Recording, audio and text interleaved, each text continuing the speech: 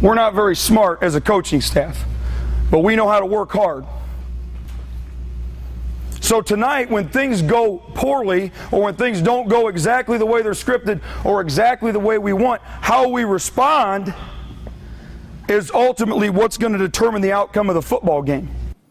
I don't know that I'd admit all that, but that was Churubusco's new coach, Paul Sade. He's taken over the program after 11 seasons with Lee Etzler at the helm. To break in the new era of Busco football, we bring in Randy Spieth, who joins us with more. Randy? Yeah, Glenn, it's a different face leading the Busco program, but he's not a stranger. Paul Sade is a 2003 Busco grad and has coached the Eagles' offensive line for the last 5 seasons.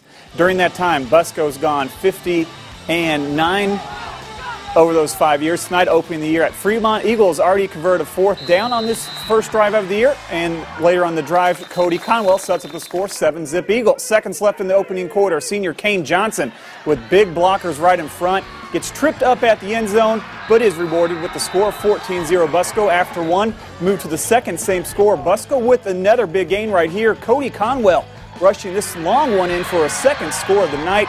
Conwell and Johnson combined for more than 330 yards in this one. Busco opens the Paul Sade era with the 56-zip win. Glenn, back to you for more zone. All right, Randy. Busco's neighbors, the Columbia City Eagles at Warsaw. Eagles in their 5th season under Randy Hudgens, and this guy is a stud.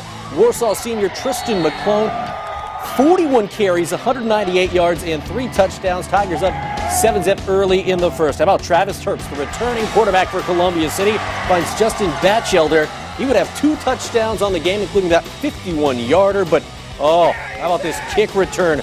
Watch Ethan Bradley just shake his way free, and the kid, I don't know how he does it, but he breaks free for an 83-yard score, makes it 13-7 Warsaw, as Warsaw goes on to defeat Columbia City. Your final, 33-14.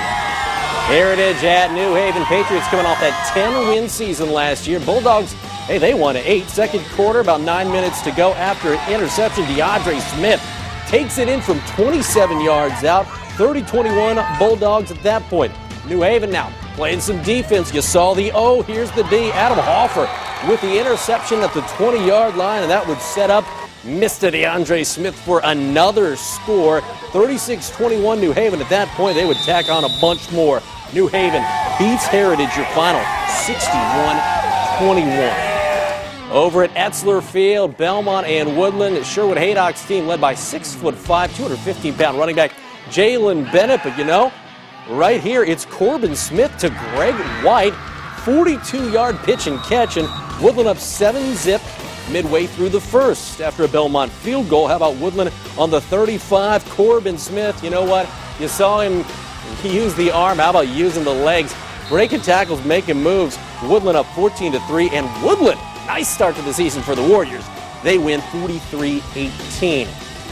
New phase at DeKalb. Mike DeVos named interim head coach just a couple of weeks ago. Barons hosting Mishawaka Marion. Second quarter, how about DeKalb on the defensive side of the football? It pops free, and Jed Ramus picks it up, and Ramus goes all the way back for a touchdown. That would cut the Mishawaka Marion lead to 14-7. How about Devin Kennedy? Good athlete for this Mishawaka Marion team. He would pick up 25 yards here on the quarterback keeper. A little bit later on the drive, you're going to see Kennedy right at the goal line, a 1-yard score as Mishawaka Marion beats DeKalb 44-7. How about our final stop for football? We're going to Blazer Country up in Butler. Eastside hosting Garrett in a rivalry game.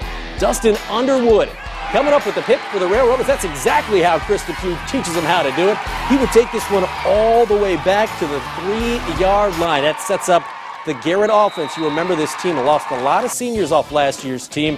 Bryant Sumner goes in on 3rd and short, and that gives Garrett a 6-0 lead. But Eastside countering with some offensive of their own.